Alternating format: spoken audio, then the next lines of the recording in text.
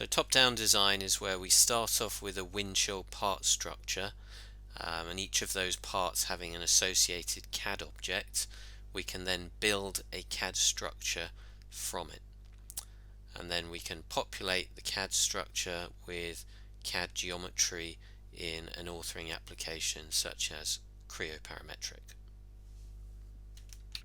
So for this demonstration on top-down design, what we're going to do is build a little structure of WTParts consisting of children that already exist, child objects that already exist within Windchill, and then we will build that into a CAD structure, and then we'll open that in Creo, move some of the objects around, and then save it back into Windchill. So first step, create a new part object. So I'm here in my test context, it's given me an auto number. We'll give it a name, top down design demo, and this is going to be the parent object. We're going to create it with a CAD document, and we'll let it auto select the folder, and then we'll go to next, and then we'll just choose what kind of CAD object we're going to create. So because this is the parent object, we need to create a Creo assembly, and we'll just use one of the default templates in this case. We'll select the same number as the part, same name, file name same as number, and put that in the design folder, and then finish. So that's going to create for me now a new WT part with an associated CAD object, so we can go and see that here. And if we look in the related objects, there is our CAD object. So the CAD object will be empty at the moment, it's just been created from the template. So the part structure is also empty, and what we're going to go ahead and do now is to put some child objects into the structure. So I've got my structure view set here to show associated CAD objects. So if I hit hide there, the CAD object will go away. So let's go ahead and first of all check out the top level, and then we'll do insert existing. And in this case I'm going to add frame. So I know that there are some part objects with the name frame already existing, so we'll pick, in this case it's a bike frame, we'll pick the frame assembly men's. Okay, so now we can see that the frame assembly has been added. Our top level is still checked out, so then we'll go ahead and insert some wheels.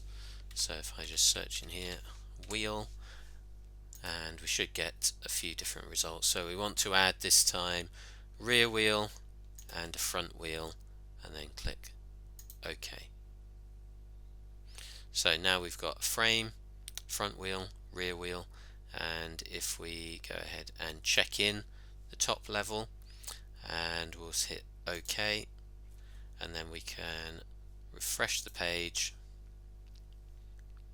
and if we turn on the visualization, we should see that the frame and the wheel have been placed at the default position.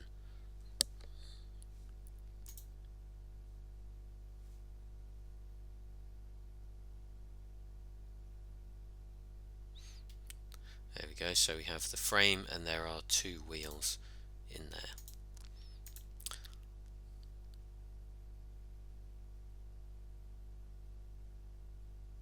So now if we go ahead and do a compare to the CAD structure,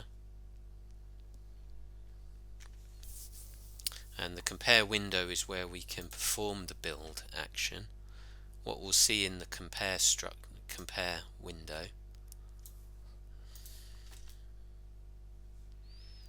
we select the top level. Now if we go ahead and do a compare and compare to CAD structure, so the compare window is where we can see the part structure and the CAD structure side by side. So what we can see here is that there's the top lines are in red, and we have this yellow warning triangle saying that the CAD structure has never been built. Yeah, so the parts in the CAD document have never been built either way. And it's showing here that all of the children of the part structure are excluded. So even if we did build it, they would not arrive in the CAD document structure. So how do we fix that? We need to check out the top level again, and we need to select the 3 children, and then right click and go down to CAD, set for build, and select build, and then OK. And then we check in the top level, hit OK, and then if we go ahead again and do a compare to CAD structure, this time we'll select edit in workspace, and I'll select my workspace there and then go OK. So this time it shows that all of the parts are showing as to be built, so that's to be built into this structure. Okay, so on an individual part to CAD object structure, they have been built previously, yeah, but in terms of this structure, they have never been built into this structure. So what we can do now is perform here a 1 level CAD structure build. So we'll go ahead and click on that, and that over here is wearing away, it's building. Build successful, the page refreshes, and that will iterate the CAD object. So we now have A.2 of the CAD object, and the build is showing as completed. So if we go ahead and close that now, and then head over to look at the CAD object structure,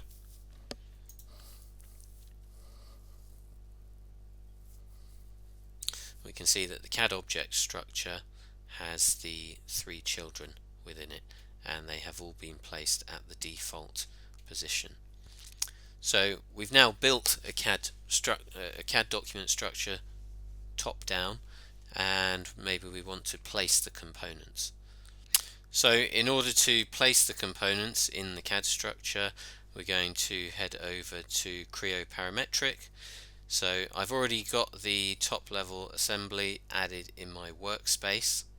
If I go ahead and then open this in Creo, and then we will check it out. So we'll perform a checkout here.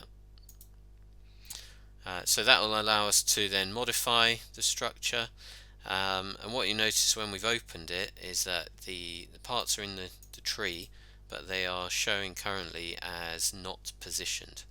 Yeah, so they are not placed within the assembly. So what we can do first of all on the frame is if we go ahead and do edit definition on the frame, and we'll change the constraint type to fix, and then OK.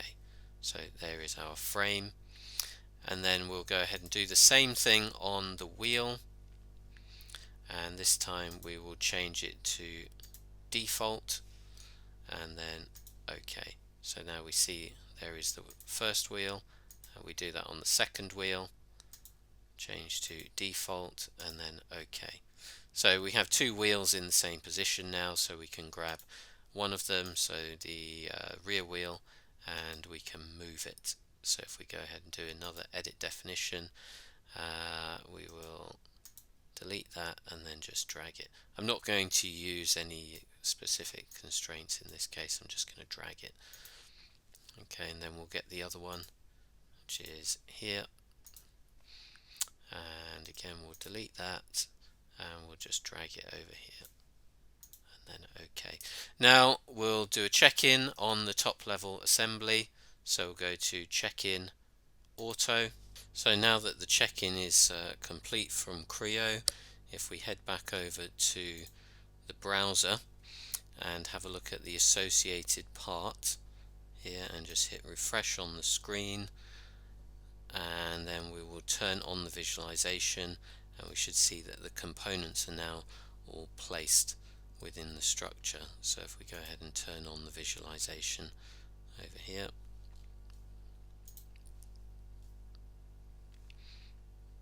and we can see that it's matching our CAD structure. So what we've done there is kind of a build the CAD structure top down, and then we've performed some assembly operations in Creo, saved it, checked it back in, and built it bottom up from Creo into the Windchill part structure. Okay, thank you very much for your time.